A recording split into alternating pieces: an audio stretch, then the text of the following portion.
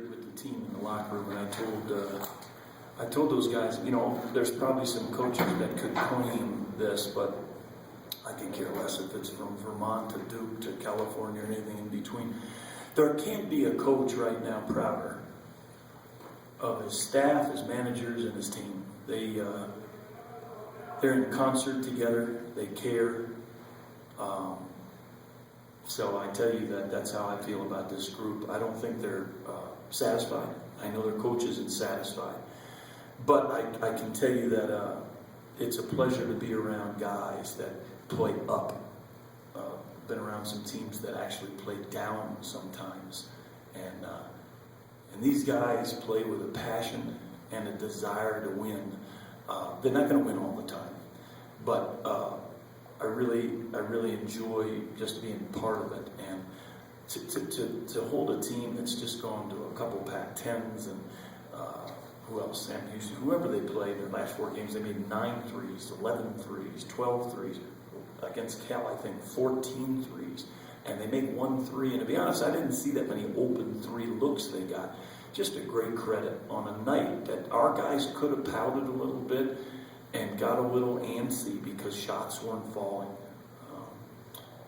And then this is the same team we went on the road and had 16 turnovers. I know we won, but we had 16 turnovers. And the way we possessed the ball tonight with 8 turnovers, just a credit to guys who really care about what I think affects winning.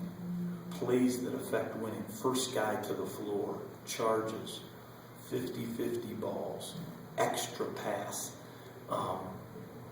Those plays affect winning. You just don't see that on SportsCenter. You don't hear the pundits talking about it because they like degrading things.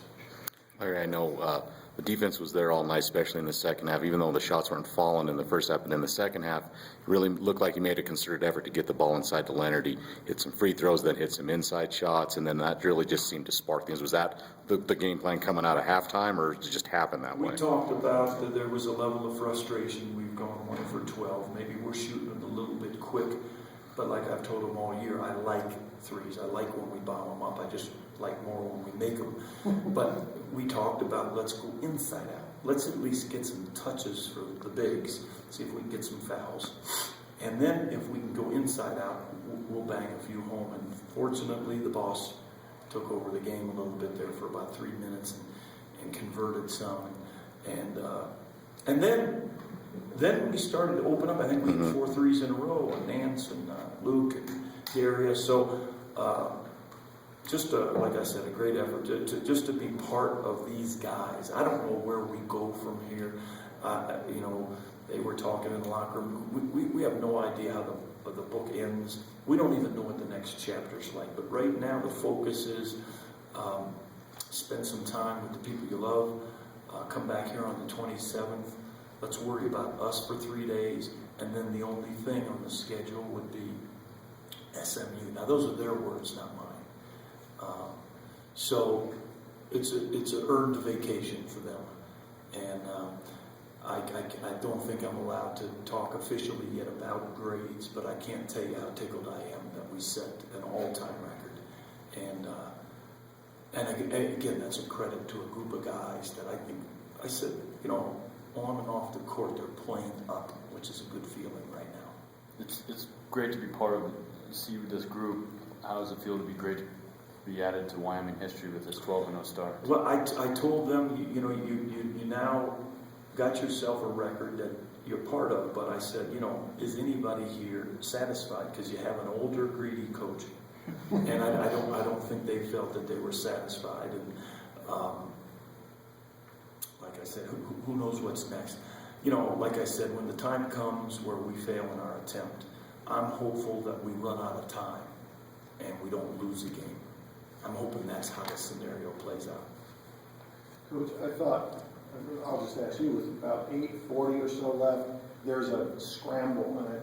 Did you think it kind of epitomized your effort when you talk about first, like Nance, I think, slammed down a rebound, Martinez ended up in the stands, Josh, I think, had his hands on. He didn't get the ball, but it kind of, I think it kind of epitomized. I couldn't agree with you more. There actually were 3 or 4 like that. Derek Cook made a couple sensational plays. Leonard took a dive at half court. It cost him a foul. But, you know, we keep stats that, like I said, are significant to us because we believe they affect winning. And first to the floor is one of those stats. Not who got the ball, who was the first to the floor, because now you're teaching instincts.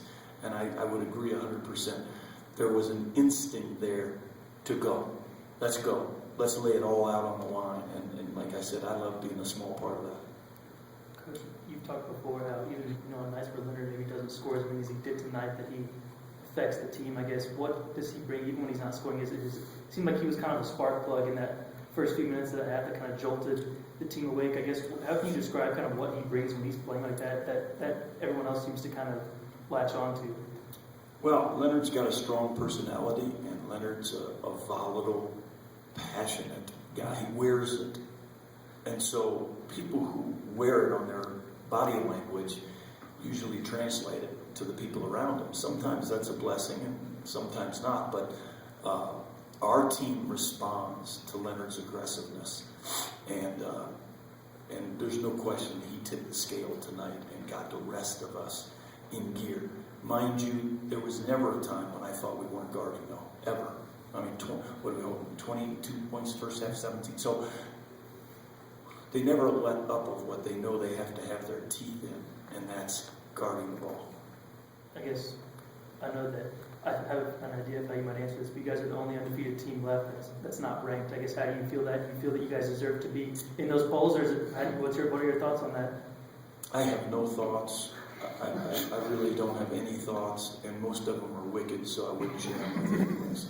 All right, Luke said they approach it kind of as trained robots, that they enjoy the wins for a short period of time and then kind of laser focus back on the next game. I guess, how do you feel? I mean, I feel like every team is going to tell you that, but do you feel like your guys have really bought into that? I really think we started with a little bit of a slogan a month ago, Happy's for March, and I tried to explain to them why a couple of our championship teams that we had and that they had a level of as I told them, razor sharp, laser sharp focus. And I said, to do that, a lot of times you have to eliminate all the distractions. Your girl can be a distraction, your mom. There's never been a mom who loved their team more than loved their kid. So Twitter, Facebook, questions, people making a fuss, those are all potential distractions. So I just said, guys, you enjoy it. You enjoy the moment, but you have to stay focused. And it's hard to do. It's harder for them than me. But up to this point, they've done a good job. Ma'am?